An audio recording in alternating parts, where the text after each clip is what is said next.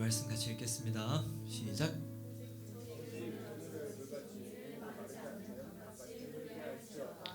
네, 이게 어제 서울의 세이브 코리아에 갔다 왔는데 거기 주제 말씀입니다. 이게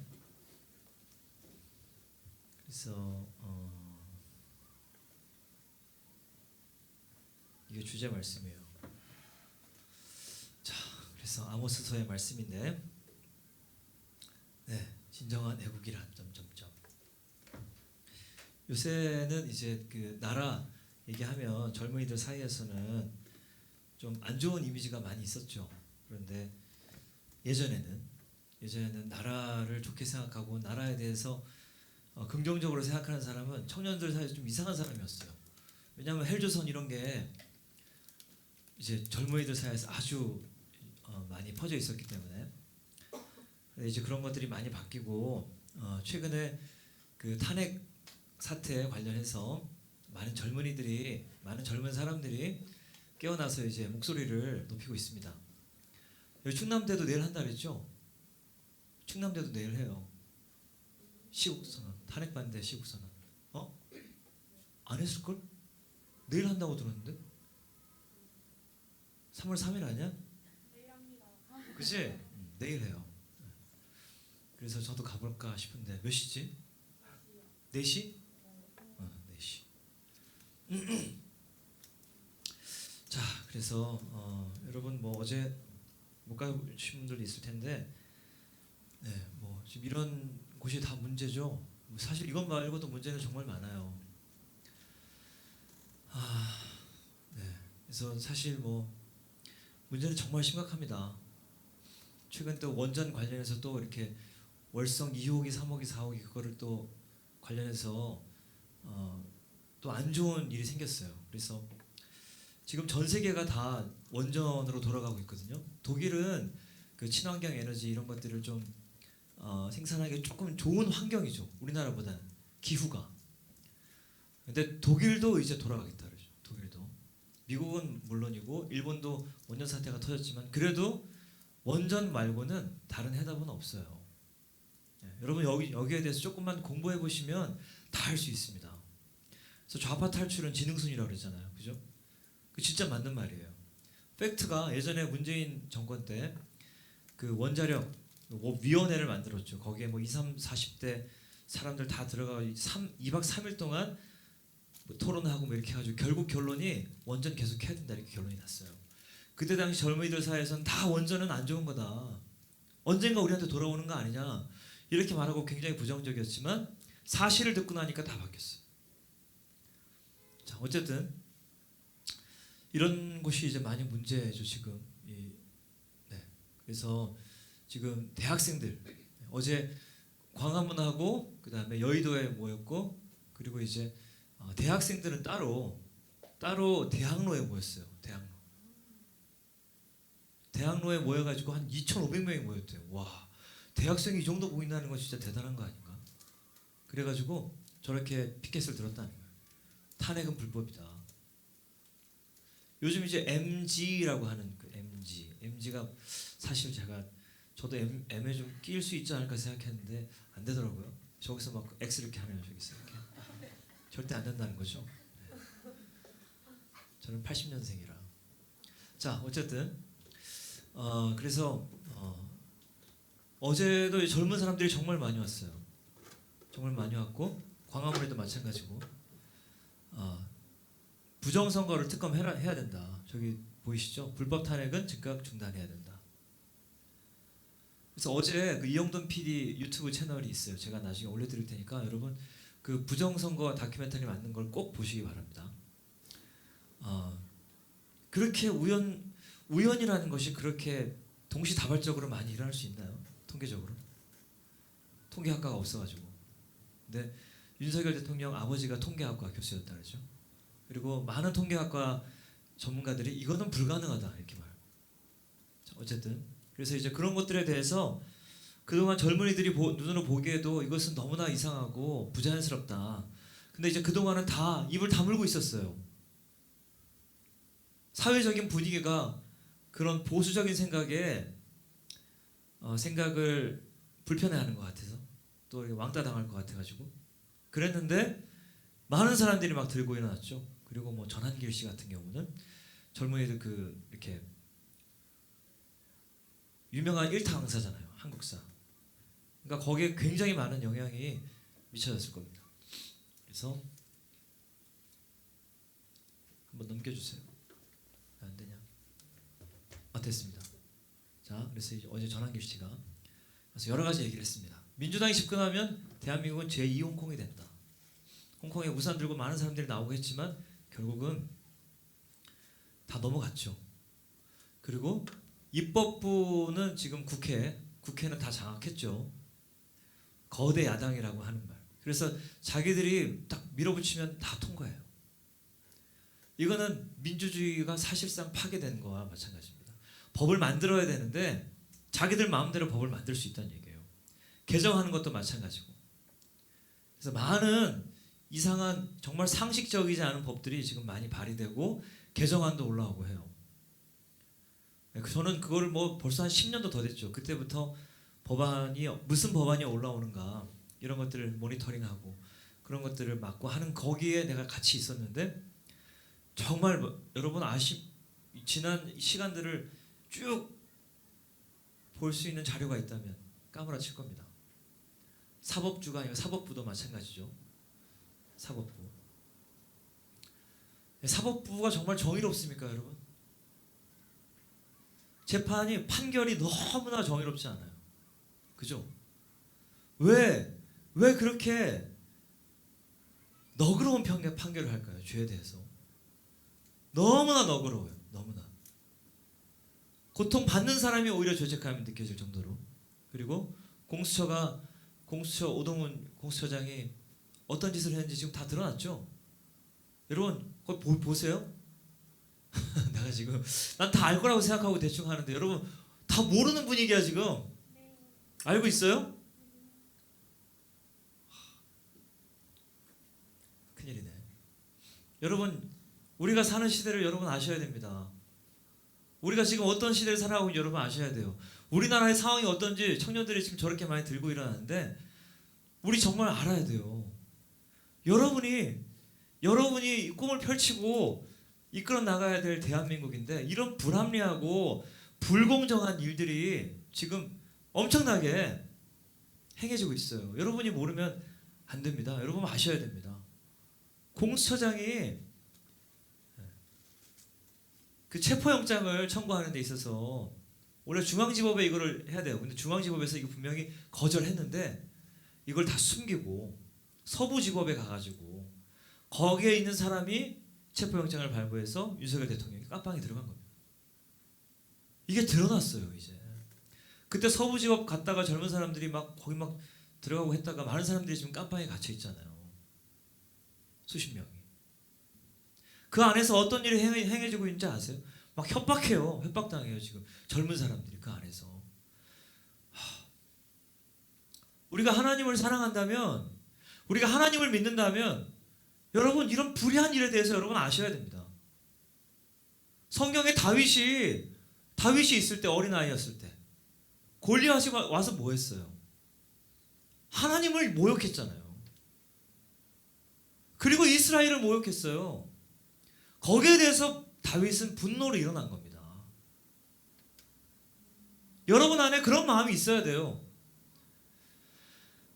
자, 그래서 민주당은 자기들한테 불리하면 법으로 감시하겠다. 카톡 검열하겠다 그랬죠? 여러분 그런 현수막 보셨어요? 카톡 검열하겠다. 하겠어요? 안 하겠어요? 하겠다는 거예요. 예전에 얼마 전에 그 국정원에서 우리 개인정보 턴당을 해가지고 국정원은 그럴 기능상 그런 일이 필요해요. 심각한 테러리스트가 있는데 그 사람 털어야 되지 않겠어요? 그렇지 않겠어요? 대부분의 국민은 안전해요. 근데 이 사람은 지금 민주당은 대부분의 국민들을 다 검열하겠다는 거예요. 지금 가짜 뉴스가 도니까 선관위에서 여러분 자녀 특혜 채용 비리가 무려 878건. 저게 다일까? 지금 거기에 있는 사람이 뭐라 그랬어요? 지금 여기 간부 자녀 채용하면 여긴 가족회사다. 이게 전통이다 그랬어요. 여러분 이 기사 보셨어요? 못 봤어요 이거? 와. 지금 청년들이 지금 마음에서 불이 막 생기는 거예요. 불이. 왜 2,500명이 대학로에 모이겠습니까? 대학생들이 왜? 자기네 대학교에서 시국선언하면 선언한다 그러는데 대신은 이런 데서 와가지고 회방하고 막 그래요. 총학에서 회방하고 막 그런다고. 그런데도 불구하고 막 자기들 하겠다는 거야. 더 이상은 못 참겠다는 거예요 지금 청년들이. 친인척 채용이 전통이다. 이렇게 말했다고요. 이렇게. 여러분 여기서 울분이 느껴지지 않아요? 여러분 공무원 시험 합격하려고 얼마나 공부 열심히 해. 나는 가서 저기를 막 걷어차고 싶어요 진짜. 목사가 그러면 안 되죠. 이게 누가 그린 그림이에요. 이게 선관위 직원 단체 사진이라고. 가족 사진이야 지금 다. 주무관, 딸, 아버지, 뭐 아들. 가족 사진이라는 거예요 지금. 선관위를 풍자한 그림이에요 저게. 어떤 사람이 말했는데 내 딸이어서가 아니라 진짜 성실하고 착하다 이렇게 말했어요.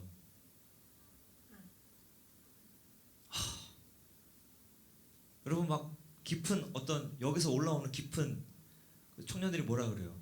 무슨 침이라 그러잖아요. 그런 말 하면 안 돼. 저는 안 될 것 같은데. 이런 일들이 일어나는데 헌재는 선관위한테 감사 받지 않을 방어권도 허용해 줬어요.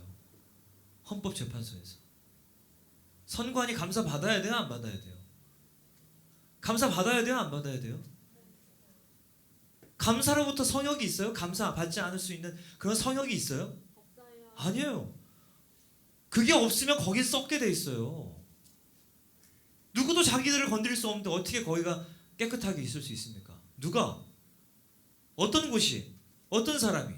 다 견제해야 돼요. 견제. 입법부, 사법부, 행정부 다 삼권 분립. 이거 왜 있는 겁니까? 민주주의에서. 서로 견제하기 위해서 있는 거잖아요. 정치에서 배웠죠? 네. 갑자기 나 행정부 안 나올 깜빡할 뻔했어요. 여러분 이게 왜 있습니까? 삼권 분립이. 지금 이거 다 무너졌습니다. 우리나라는. 선관위를 비판했는데 더불어민주당이 전환기를 2번 고발했어요. 왜 자기가 고발하죠? 왜 민주당에서 고발해요? 선관위에서 고발 안 하고. 왜 그런 거죠?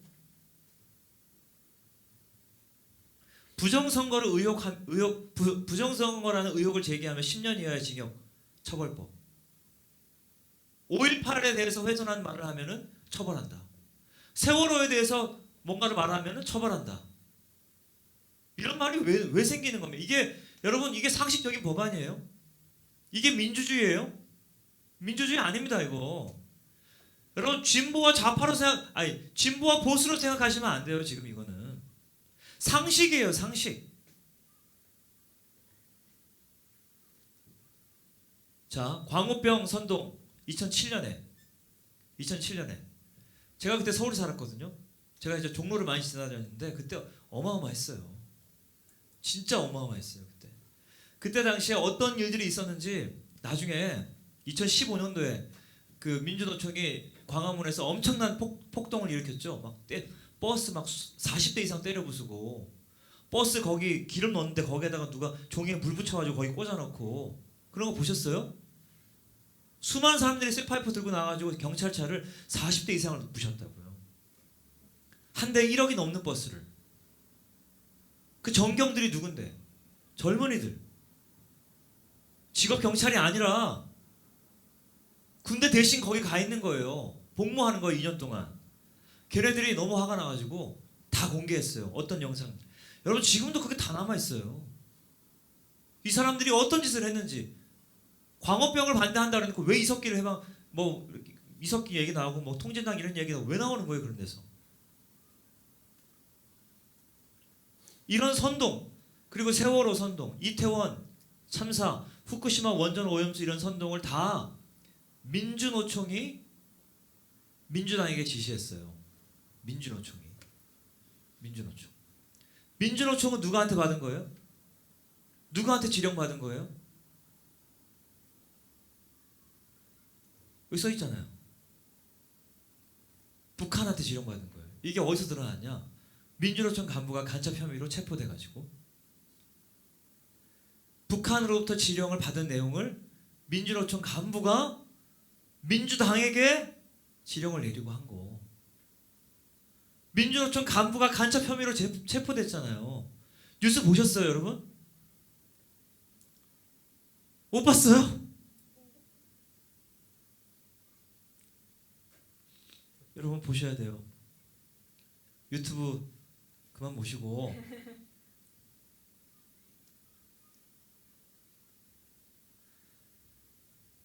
북한한테 지령받은 민주노총의 간부, 민주노총에 소속되어 있는 수많은 직장인들, 그 사람들은 죄가 없어.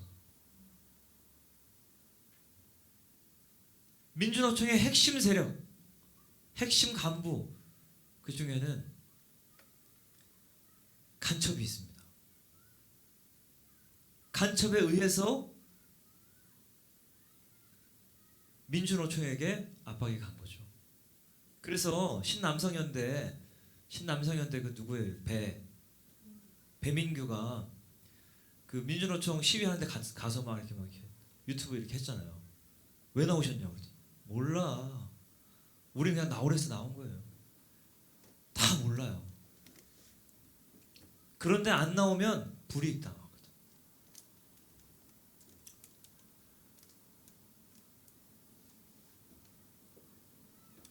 몰라요 다.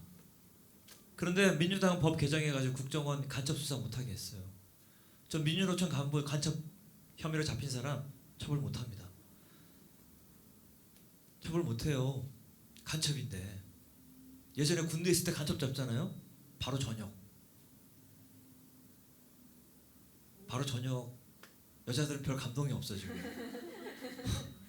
여자들은 감동이 없어. 지금 남자들은 지금 우리는 나는 막 이렇게 밤에 근무 쓰면서 간첩 좀 나타나라. 간첩 좀 나타나라. 막 이런 간절한 바람이 막 일 때가 있었는데 바로 전역. 바로. 실제로 그런 사례가 있어요. 실제로. 민주당이 그러면 대한민국을 위하는 당이에요? 아니면 북한을 위하는 당이에요? 너무 쉬운 얘기잖아요. 그죠? 지금 거기에 대해서 젊은 사람들이 다 들고 일어나는 거예요. 지금. 민주당은 해체해야 된다. 통진당 해체했죠? 그죠? 통진당 이석기 의원이 있을 때 뭐 했어요? 걔네들이. 북한에서 지령이 내려오면 저기 대학로에 있는 해와 전화국을 폭파시키고 어디를 폭파시키고 이런 구체적인 행동 지침들이 다 있었습니다. 그 조직들 일망타진해야 되는데 못했어요. 전국적으로 있어요. 전국적으로. 창원에서도 그런 조직 발견됐죠. 청주에서도 잡혔죠. 대전에는 없을까? 대전에도 있을걸요. 있어요 분명히. 모든 지역에 다 있습니다. 선관위. 이런 사람들이 우리나라의 민주주의의 꽃이라고 하는 선거를 공정하게 치를 수 있을까요? 저 사람들이? 서버 비밀번호가 12345 서버 비밀번호가 12345래요. 여러분 은행 비밀번호 12345 하는 사람 있어요? 12345 하는 사람 있어요 여기 지금? 아무도 없을걸. 누가 있겠어. 그런데 선관위 서버 전자개표기를 하는데 전자개표를 사용해가지고 개표를 하는데 수를 세는 카운팅을 하는데 그 서버 비밀번호가 12345라고요. 진짜 기가 찰 일이죠 이거는. 이런 얘기 너무 길게 하면 안 되네. 자, 여기 박선원, 민주당 박선원, 이 사람은 문재인보다 서열이 높은 사람이래요. 그러니까 문재인은 그냥 꼭두각시에 불과해요 사실은. 진짜 실세는 따로 있습니다. 대통령이라고 실세가 아니에요. 이 사람들 사이에서는. 홍장원의 메모로부터 시작됐는데 지금 박선원이 필체랑 똑같다는 거예요. 전문 감정사가 필적을 감정한 거예요. 근데 자기는 발뺌이지 뭐. 전문 감정사가 저렇게 박선원의 필체랑 똑같다라고 했으면 저거는 확실히 설득력 있는 거 아닙니까 저거는? 어디서부터 탄핵이 시작된 것 같아요? 헌법재판소 이 사람 문영배 이 사람은 어떤 사람이에요? 저희 다 우리법 연구회 출신이죠. 저 네 사람. 우리법 연구회는 다 동성애 옹호하고 젠더 옹호하고 그리고 이슬람 다 옹호하고 우리가 소위 말하는 PC 이거 다 옹호하는 사람들이에요. Political correctness 있죠 그거. 네? 그거 다 옹호하는 사람들이 다 PC충들이죠 사람들. 그런데 문영배는 거기 다 나와 있어요. 거기 이재명이랑 SNS 연락 주고받은 거 다 드러났죠. 이 사람이 속해 있는 카페에서 음란물 이런 거 거기에 댓글 달았잖아요. 자기 댓글 한 적 없대. 근데 사람들이 다 캡처해놨어요. 댓글 분명히 있었는데 조금 있다가 댓글이 없어졌어. 헌법재판소에서 뭘 하다가 갑자기 황급히 자기가 나가는 장면이 있어요. 그러고 나서 들어왔어. 딱 그 순간인지 모르겠는데 댓글이 없어졌다는 거예요. 경찰에서 이거 수사하려고 하니까 공소시효 지났대요. 이거는.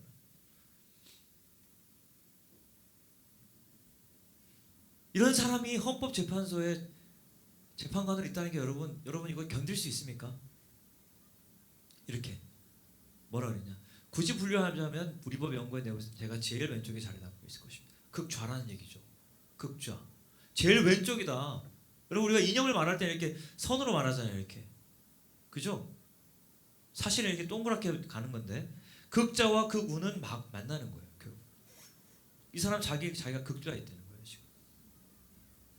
이거 다 자기가 2010년에 다 썼던 얘기예요. 이거. 기록 다 남아있어요. 이재명이랑 무슨 대화했는지. 여기 나와 있잖아요. 여기 이재명이랑 문파님 여기서 만나다니 잘 계시죠? 만화님께 안부를. 시장님 고생이 많으시죠? 건강히 유의하십시오. 친한 사이. 근데 모르는 사이래요. 와, 우리 이재명 씨는 모르면 다 모르는데 그냥 뭐 같이 여행 가는 열차 사진 찍힌 것도 있는데 모르는 사이래요.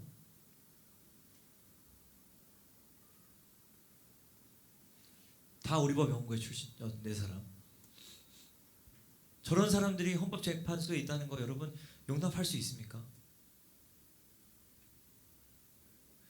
저기 허영 교수라는 분이 헌법학자인데 우리나라에서 제일 유명하신 분이에요.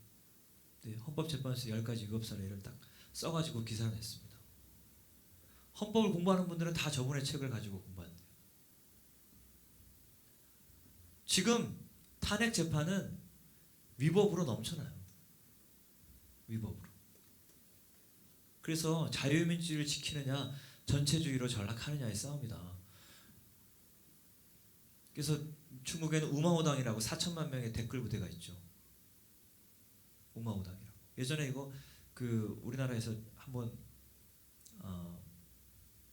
논란이 일었었죠. 또 링크를 딱 하는데 거기가 그 중국 내부에서 하여튼 좀 그런 게 있었어요. 제가 잘 정확하게 기억이 안 나는데 그 링크를 딱 들어가면 중국에서는 그런 사이트에 접속하면 안 되는 사이트를 딱 링크로 올려놓은 거예요. 그래가지고 막 그 우마우당이 거기 클릭했다가 난리가 나가지고 그런 논란이 있었던 적이 있습니다. 기술 유출이 우리나라에서 굉장히 심각합니다. 지금 거의 대부분 3분의 2가 중국으로 유출되는 거예요. 중국으로.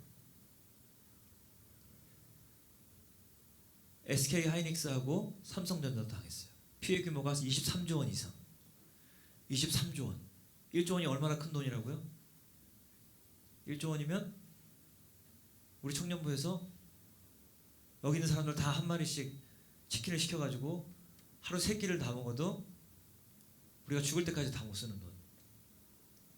이렇게 하면 좀 현실적이지 않나? 어떻게 해야 되나? 우리 여기 충무하게 이 건물을 하루에 1개씩 사도 이자로만 충분히 감당할 거예요.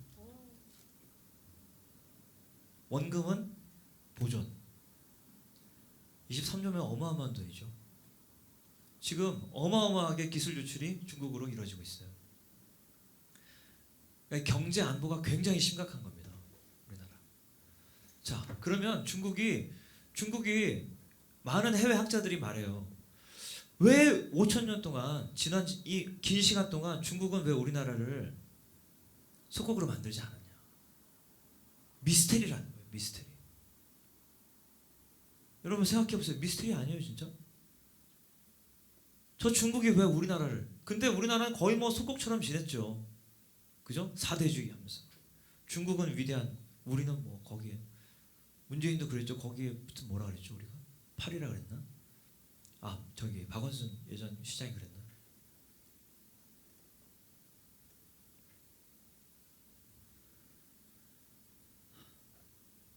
지금 저기 미국 내에서도 저 중국 스파이들이 많은 활동을 하는데 여러분 우리나라는 어떻게 했습니까?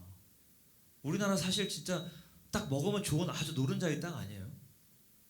우리나라? 그렇지 않아요? 전 세계가 우리나라를 부러워하는데.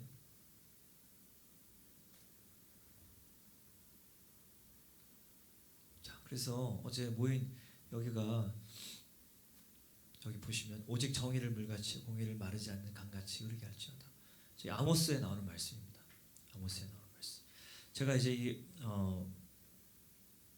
우리가 이제 이런 나라를 위해서 모이고 하는, 그리고 나라를 위해서 우리가 기도하고, 우리가 모여서 항상 기도하는 게 나라 위해서 기도하는 거죠. 제가 이제 그런 것들을 보면서 우리가 진짜로 우리가 나라를 사랑하는 길이 뭔가, 진짜 우리가 애국하는 게 뭔가, 여기 아모스에서 말하는 이 말의 뜻이 뭔가. 오히려 이 아모스에서 말하는 거는 조금 의미가 다를 수 있어요. 한번 보세요. 아모스 선지자는 북이스라엘 여로보암 2세 때 활동했는데, 북이스라엘은 어떤 곳이에요? 하나님의 이스라엘의 정통성은 남유다에 있죠. 근데 북이스라엘이에요. 북이스라엘. 이 사람들은 이제 쪼개진 지 저렇게 시간이 많이 지났고 나라를 잘 이끌었어요. 영토도 많이 확장했어요. 돈이 많아지니까 악한 일을 저지르고 하나님이 하지 말라는 거 다 허용. 그래서 나라가 아주 불공정하게 됐어요. 불공평하게 됐어요. 불평등하게 됐어요. 하나님이 가난한 자들에게 어떻게 하라고 하신 그런 모든 율법을 다 무시해요. 그래서 1장 2장에는 주변국들, 이스라엘을 둘러싸고 있는 주변국들을 하나님이 심판하실 것이다. 하나님 반드시 너희들을 심판하실 것이다. 이렇게 말씀하십니다. 아모스를 통해서. 그리고 이스라엘은 하나님 더 크게 책망하시고 심판하실 거라. 3배는 더 맹렬하게 하나님이 이스라엘을 책망하실 것이다. 이렇게 말합니다. 그래서 어떤 일들이 벌어지느냐? 부유한 사람들, 가난한 사람들 억압하고 빚을 진 가난한 자들을 노예로 팔았는데, 이런 사람들의 이 형제들이 노예가 되면 어떻게 하라고 신명기 이런 데 다 말씀해요. 하나님이. 그들은 너희 형제들임이라 이렇게 말씀하시면서 하나님이 어떻게 해야 되는지를 다 말씀하시는데 신경도 안 써요. 그래서 아모스가 말하는 거야. 너희가 한때 이집트에서 노예로 지내며 불의한 취급을 받았던 백성이 맞느냐? 억압과 노예 생활로부터 구원받은 백성이 아니더냐 너희들은. 예수님이 100데나리온 빚진 자와 그 달란트, 10달란트인가요? 5달란트인가요? 갑자기 기억이 안 나네. 그 달란트 그거 아시죠, 여러분? 100데나리온 빚진 자. 그리고 몇 달란트죠? 자, 5달란트를 합시다. 5달란트. 5달란트는 어마어마한 돈이에요. 그 빚을 어떤 사람이 졌는데, 뭐 요즘 누가 계산해 보니까 요즘 월급으로 하면 16만 년은 벌어야 되는 거예요. 금액이래요. 어마어마한 돈이거든요. 달란트 하나가 그냥 뭐 우리 초등부 때 달란트 시작하면 달란트 1달란트 받고 막 이러니까 되게 쉽게 느껴지는데 굉장히 그거 성경적이지 않습니다. 초등부. 이제부터 데나리온으로 하세요. 어마어마한 돈이거든요. 100데나리온은 한 몇 개월치 되는 거예요. 그런데 어마어마한 16만 년 이 정도의 빚을 진 사람이 그냥 탕감을 받아요. 그냥 없는 걸로 해준 거예요. 그런데 자기한테 100데나리온 빚진 사람, 그 사람 감옥에 가둬버리죠. 그래서 그 주인이 어떻게 해요? 네가 나한테 이렇게 큰 돈을 네가 탕감받았는데 네가 겨우 그 정도 가지고 용서를 못해? 그리고 감옥에 넣어버린단 말이에요. 이들이 이집트에서 구원받은 거 어떠한 죄로부터 내가 어떠한 모습이었는데 어떠한 상황이 있었는데 주님이 건져주신 건 기억 못하고 자기한테 조금 빚진 사람 그 사람에게 하나님 말씀하신 대로 조금의 선의도 베풀어주지 않는 이런 불의한 일들에 대해서 아모스는 아주 강하게 책망하는 거예요.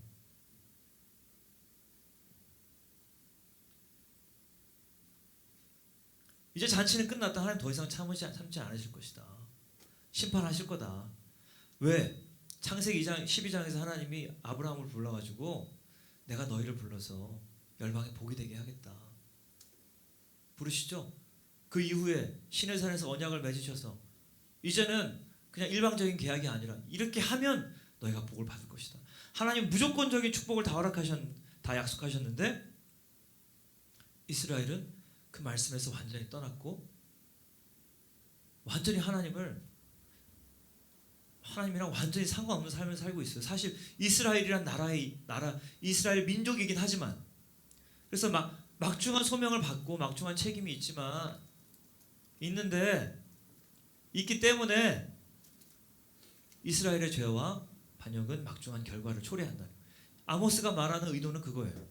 그래서 지금 이 5장에 와가지고 아모스가 말하는 게 뭐냐면 위선을 드러내는 거예요.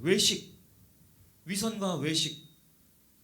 그들이 얼마나 충실하게 예배를 드리고 번제와 화목제를 드리는지 얼마나 충실하게 드리는지 그거는 드리면서 내 옆에 노예는 아무 신경 안 써요. 하나님께 번제를 드리라고 하는 율법도 있지만 형제를 돌아보라고 하는 네 동족을 돌아보라고 하는 하나님의 말씀은 하나도 신경 안 쓰는 거예요. 그래서 하나님 너는 다 가짜야. 나는 니들을 예배를 받기가 싫다. 하나님을 대하는 것하고 그분의 백성을 대하는 것과는 다르다는 거예요. 지금 이스라엘 이 종교 지도자들이 같은 하나님의 말씀인데 하나님에 대한 율법은 잘 지키는 척하면서 왜 다른 사람 내 동족에 대한 이런 율법은 하나도 신경 쓰지 않냐, 하나도 지키지 않느냐는 거예요. 완전히 외식이죠. 똑같은 말씀인데 하나님과 진정한 관계를 가질 때 다른 사람과의 관계도 변화되는 거예요. 우리가 하나님과 관계가 잘 서 있으면 내가 왜 옆에 있는 이들 지체를 용서할 수 없어요? 왜? 내가 오늘도 짓는 그 죄를 예수님은 무조건적으로 내가 회개하기만 하면 용서해 주시는데 이 사람이 나에게 무슨 죄를 지었다 한들 그것을 내가 왜 용서할 수 없냐는 거예요. 주기도문에서 주님이 말씀하신 게 뭡니까? 우리가 우리의 죄를 용서해 준 것 같이 우리가 갑자기 또 기억이 안 나요. 지체의 죄를 용서해 준 것 같이 우리의 죄를 용서해 달라 그러잖아요. 주기도문에서. 그죠? 우리가 하나님께 용서받기 위한 전제 조건은 나에게 잘못한 사람의 죄를 내가 용서해 주는 거예요. 왜 우리가 하나님과의 관계가 제대로 서 있으면 왜 이게 안 되냐는 말입니다. 왜? 지금 이 북이스라엘의 지도자들은 이런 이율배반적인 삶을 살고 있다는 것입니다. 그래서 진정한 예배란 정의를 물같이 흘려보내는 거다. 공의를 마르지 않는 강같이 흘려보내는 거다. 어디예요? 우리 삶에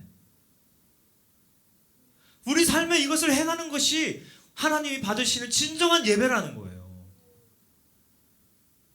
번제와 화목제를 그걸 드릴 때만 하나님을 예배하는 척하는 게 아니라 지금 내가 번제를 드리러 가는데 나와 불화한 형제가 있으면 어떻게 해요? 제물을 내려두고 먼저 그 사람과 화해하고 가서 예배 드리는 거예요.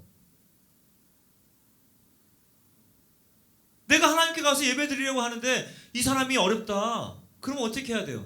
그냥 무시하고 지나가는 거예요? 이 사람을 도와야 된다는 거예요. 하나님이 이런 위선적인 그리고 외식하는 이들에 대해서 하나님께서 무서운 심판을 예언하시죠. 그래서 40년 후에 진짜 아수르 제국에 의해서 북이스라엘은 다 포로로 잡혀가고 남유다보다 훨씬 빨리 포로로 잡혀가고 이들은 다 흩어져 버려요.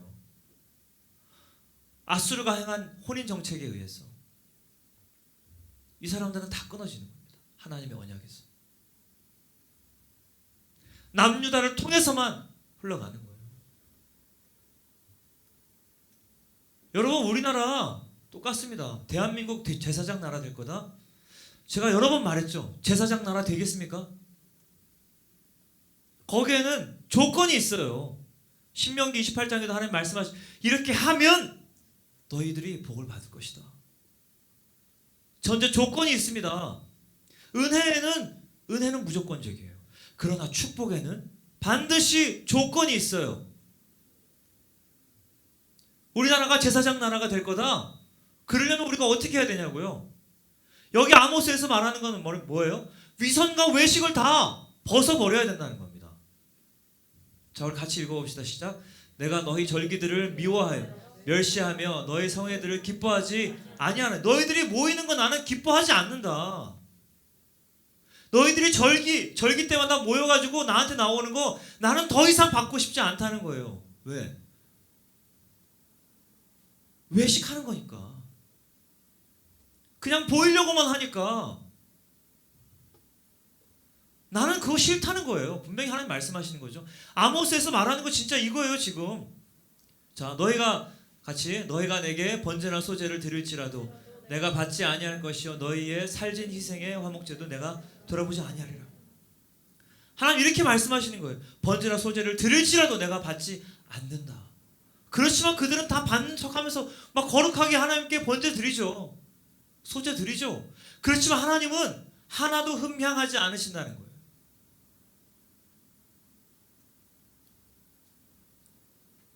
내 노랫소리를 내 앞에서 그칠지어다. 내 비파소리도 내가 듣지 아니하리라. 네가 나를 예배한다고 와가지고 노래하고 기타 치고 북치고 하는 건 나는 시끄럽다는 거죠. 나는 듣지 않을 거다. 하나도 받지 않겠다. 그리고 말씀하시는 게 오늘 말씀이에요. 다시 한번 읽어봅시다. 오직 공의를 물같이 공의를 강같이 흐르게 할지어다. 이 말씀 하시는 거예요.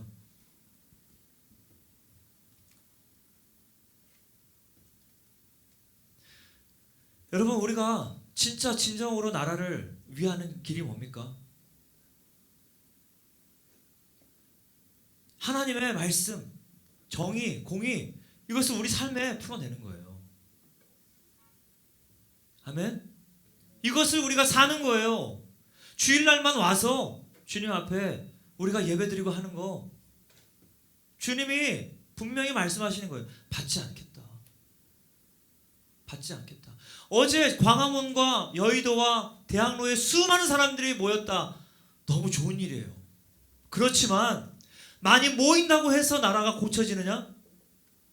엄밀히 말해서는 아닙니다. 이 땅이 고쳐지는 건 하나님이 어떻게 해야지 고쳐진다고 말했어요? 많이 모이면 고쳐진다 그랬어요? 우리가 많이 얘기하고 많이 비판하면 고쳐진다 그랬어요? 그렇지 않아요.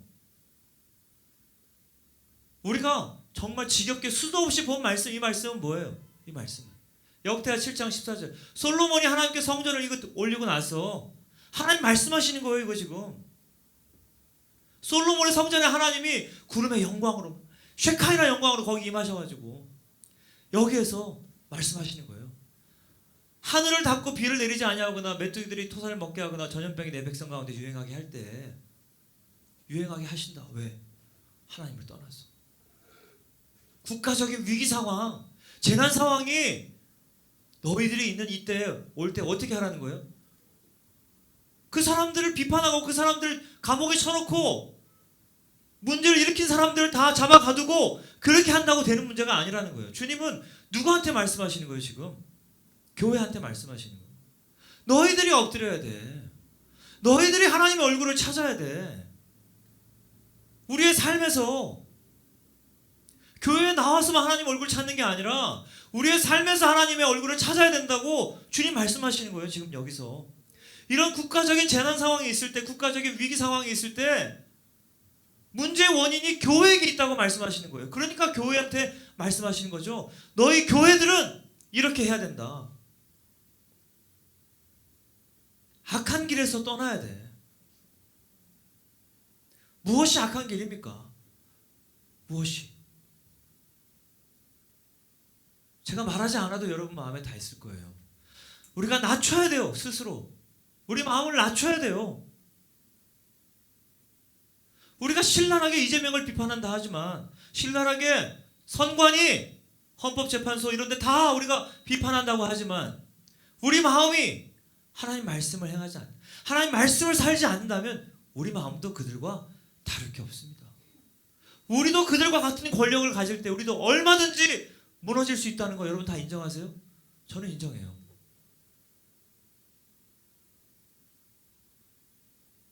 스스로 낮추고 기도하여 하나님 얼굴을 찾는 거. 하나님 얼굴 찾는다는 게 뭐예요? 아담과 하와가 범죄함으로 하나님의 얼굴을, 하나님의 낯을 피하여 갔어요.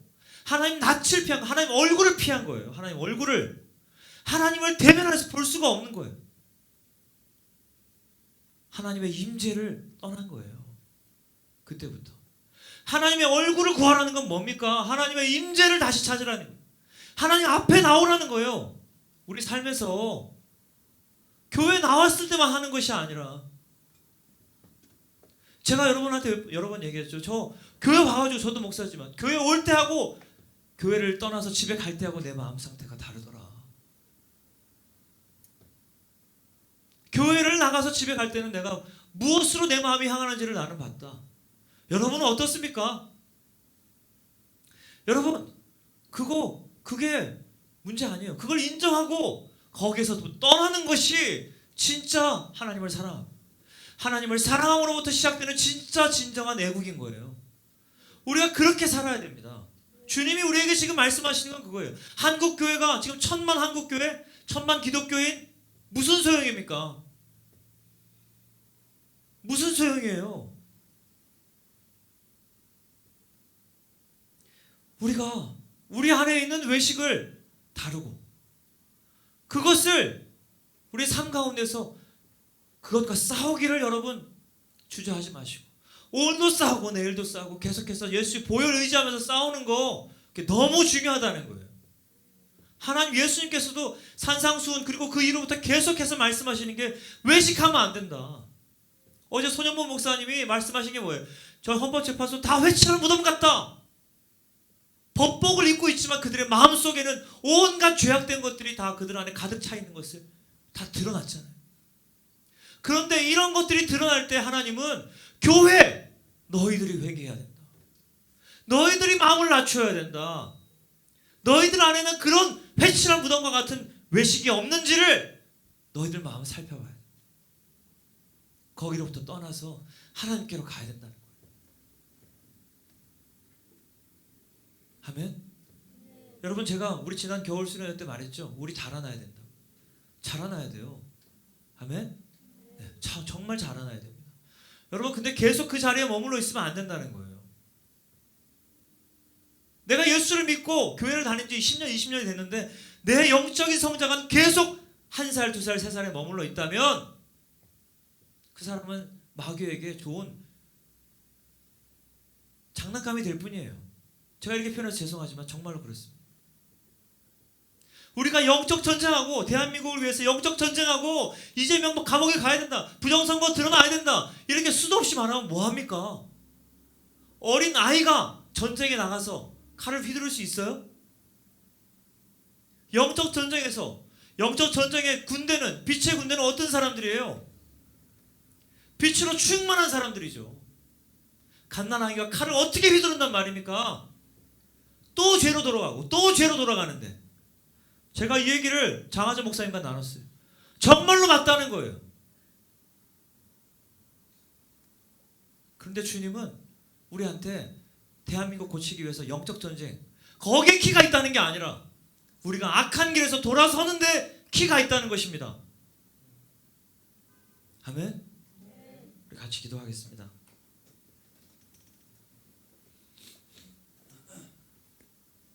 제가 너무 소리를 줄여서 죄송합니다.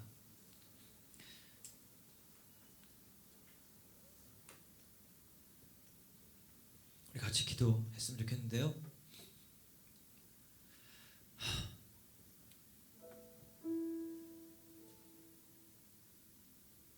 예수를 안 믿는 청년들이 막 일어났어요. 예수를 안 믿는 청년들이.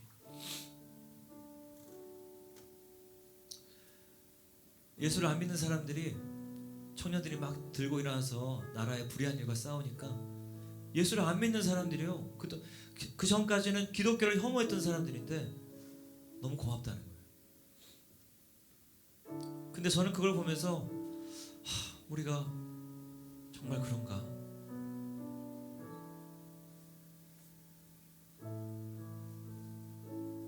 내가 정말 나라를 사랑해서 지금 이 자리에 나가 있는가?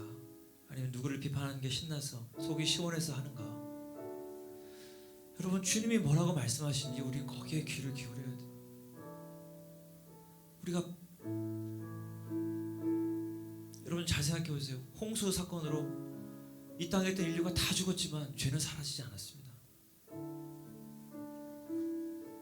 저 헌법재판소에 있는 재판관들 다 감옥에 보내고 민주당 다 해체시킨다고 우리나라 거룩해지겠어요?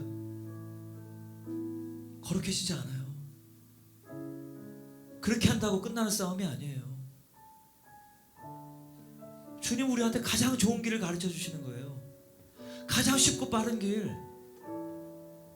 내가 주님께 돌아가는, 내가, 그게 정말 나라를 사랑하는 길이에요. 그게 정말 나라를 고치는 길이에요. 여러분이 지금 보면서 불합리한 일, 저렇게 지금 자녀 채용을 878건이나 했는데, 여러분의 일자리, 청년들이 지원할 일자리가 878자리나 불이하게 공정하지 않은 방법으로 다 날아갔는데, 그런 것에 대해서 우리가 막 목소리를 높인다고 되는 문제가 아니라, 우리가 주님께 돌아가는 것, 그것이 정말 나라를 고치는 길입니다. 우리 함께 기도할 때, 주님, 우리가 주님께 돌아갑니다. 주님, 우리의 모든 삶에 하나님의 말씀하신 것을 내가 공의롭게 행하지 않는 것, 정의롭게 그것을 행하지 않는 것, 그 모든 길에서 떠나서 우리 주님께로 돌아가겠습니다. 주님, 우리의 결단에 기름 부어 주십시오. 우리 함께 기도하겠습니다. 주여, 하나님 기름 부어 주십시오. 우리의 모든 마음에 주님 기름 부어 주십시오.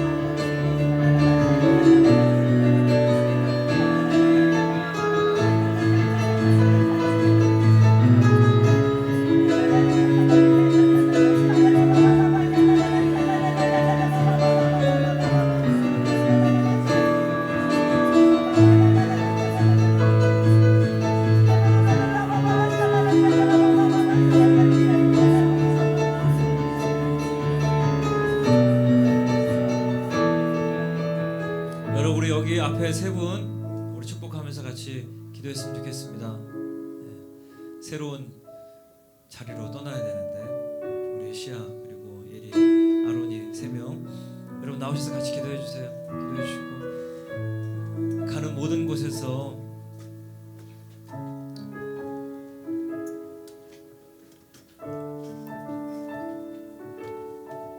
하나님께서 형통하게 하시고 사람들에게 은총을 얻게 하시고 또 맡은 모든 일에서 주님이 함께 해주시도록 우리 함께 축복하며 기도하겠습니다.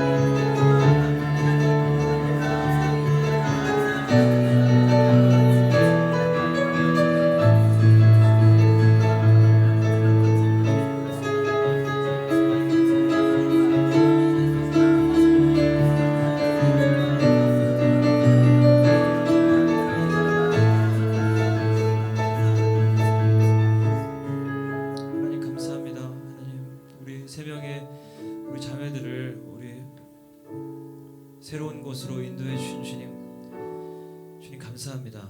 주님 새로운 환경 또 새로운 사람들과 만나는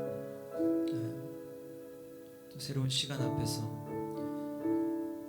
주님 이들을 인도하여 주시고 또 새롭게 만나는 사람들 그 사람들과 주님께서 함께 하셔서 주님 많은 은혜와 은총들이 이들에게 있도록 주님 도와주십시오. 또 이들이 맡은 일들 가운데에서 주님께서 기름 부어 주셔서 잘 완수하게 하시고 뛰어나게 하옵소서.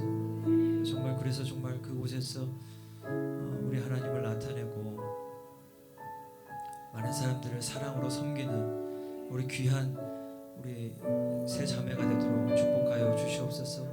예수님의 이름으로 기도합니다.